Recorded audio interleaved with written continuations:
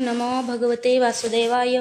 तर आपण श्रीमद भागवत महापुराण पाहत आहोत आणि त्यातील हा आपला तृतीय स्कंदातील अध्याय 23व्या अध्यायामध्ये आपण कर्दम आणि देवहूती यांचा विवाह पाहणार आहोत.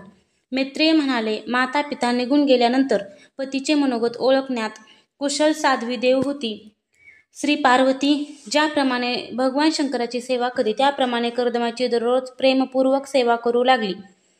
हे विदुरा, तिने कामवासना, दंभ, द्वेष, लोभ, पाप आणि मद यांचा त्याग करून दक्षतेने आणि चिकाटीने पतीच्या सेवेत नित्य तत्पर राहून विश्वास, पवित्रता, गौरव, संयम, शुश्रूषा, प्रेम आणि मधुर भाषण आदी गुणांनी आपल्या परम तेजस्वी पतिदेवांना संतुष्ट केले.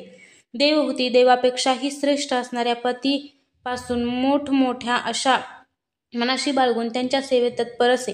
या प्रकारे पुष्कळ काळपर्यंत सेवा करणाऱ्या मनुपुत्रीला व्रतादींचे पालन केल्याने दुर्बल झालेली पाहून देवर्षी कर्दमांना कळवळ आले आणि प्रेमाने सद्गदित झालेल्या वाणीने ते तिला म्हणाले. कर्दम म्हणाले, हे मनुपुत्री, तू माझा मोठा आदर केला आहेस. तू करीत असलेली उत्तम सेवा आणि परमभक्ती यामुळे मी फार संतुष्ट झालो आहे. देहधारण करणाऱ्या सर्वांना आपला देह ही अत्यंत प्रिय आणि आदराची वस्तू असते, परंतु तू माझ्यासाठी त्याच्या क्षीण होण्याची जराही पर्वा केली नाहीस.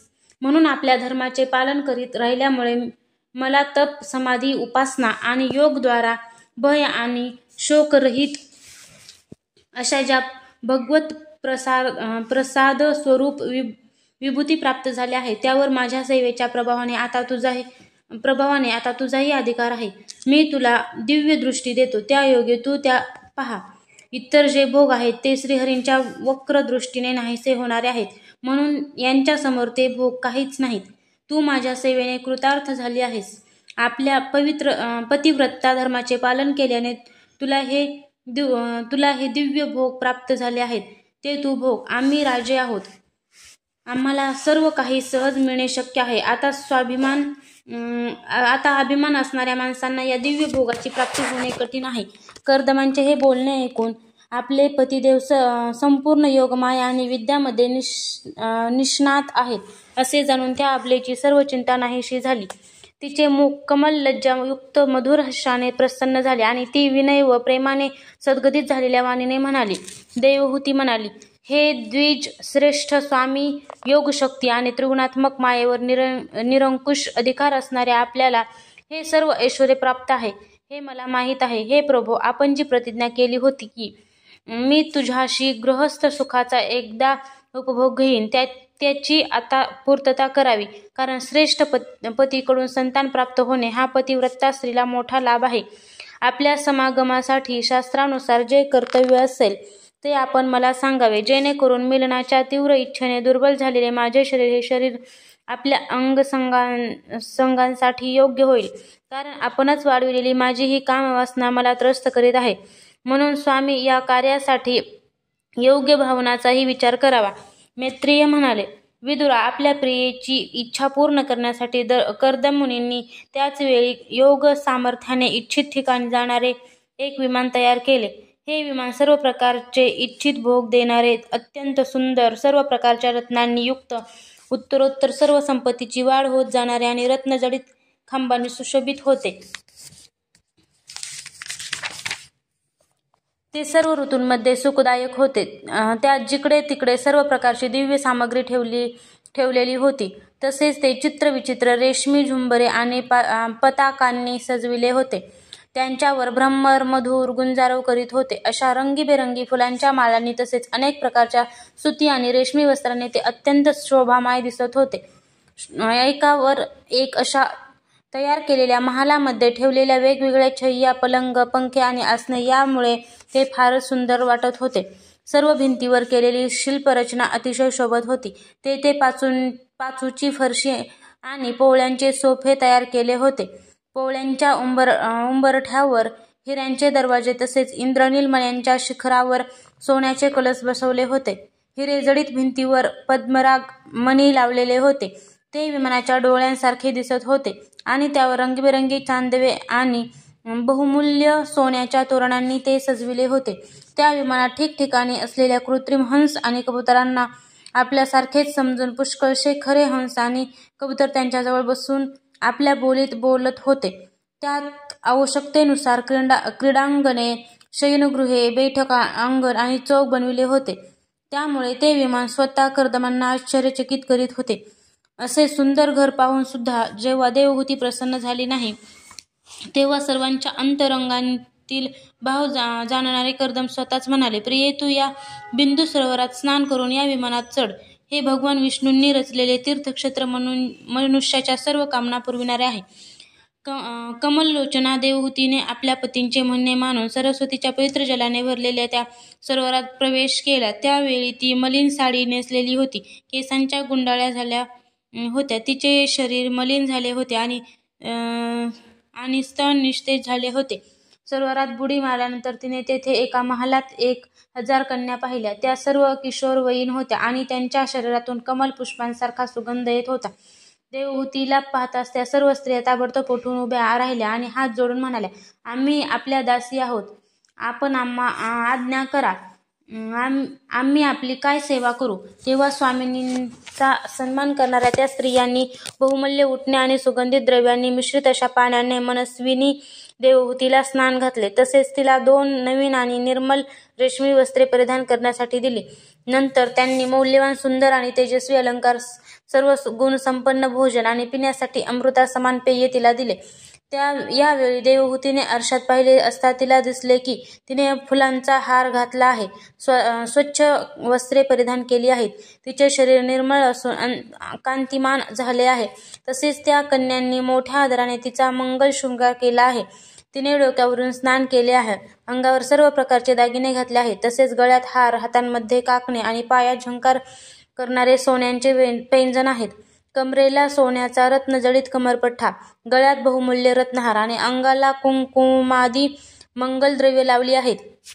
तिचे मुख सुंदर, दंतपंक्ती मनोहर, भुवया कमळाच्या कळीशी स्पर्धा करणारे प्रेमकटाक्षमय सुंदर नेत्र आणि काळेभोर केस यामुळे फारच सुंदर दिसत होते. जेव्हा देवहूतीने आपल्या ऋषीश्रेष्ठ प्रिय पतिदेवांचे स्मरण केले, तेव्हा तेथे ते कर्दम प्रजापती होते. तेथेच संख्यासहित आपण असल्याचे तिला दिसले. त्यावेळी पतीसमोर हजारो स्त्रियांसह आपण असल्याचे पाहून आणि ते त्यांचे योग सामर्थ्य पाहून देवहूतीला मोठे आश्चर्य वाटले.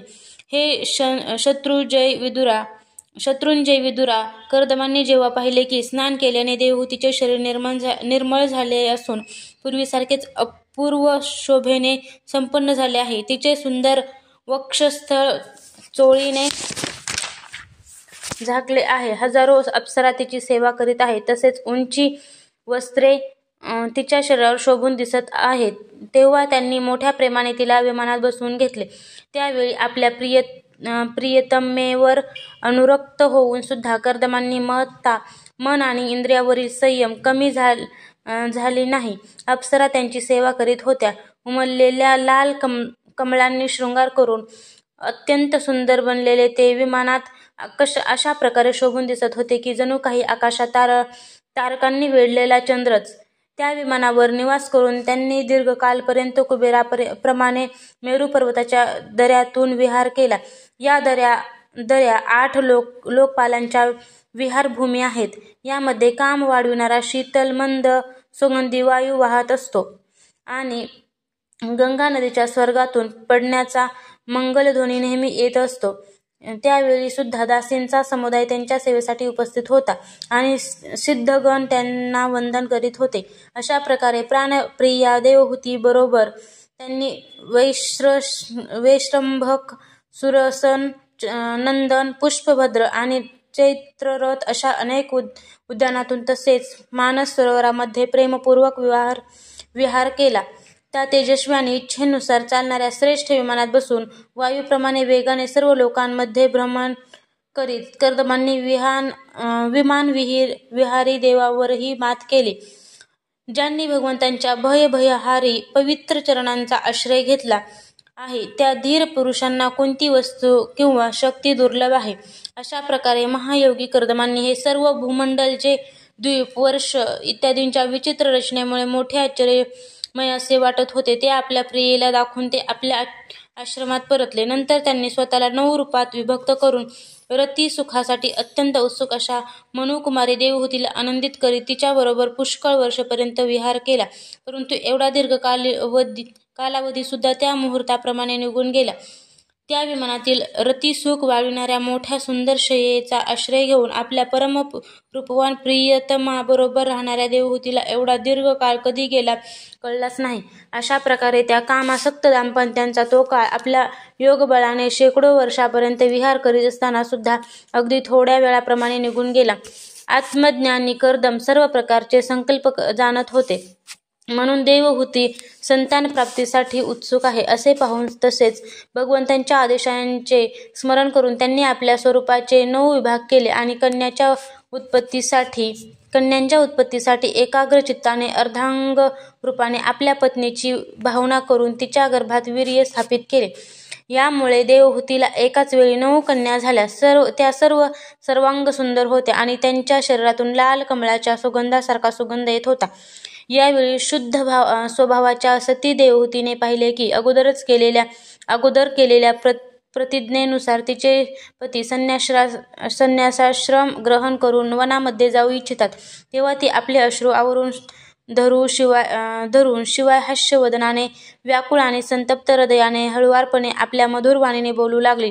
त्यावेळी मान खाली घालून नखरूप मणिमंडित चरणाने ती जमीन ओकरीत होती. देवहूती म्हणाली, भगवन, आपण जी प्रतिज्ञा केली होती ती पूर्ण केली, तरी सुद्धा मी आपल्याला शरण आले आहे, म्हणून आपण मला अभय द्यावे.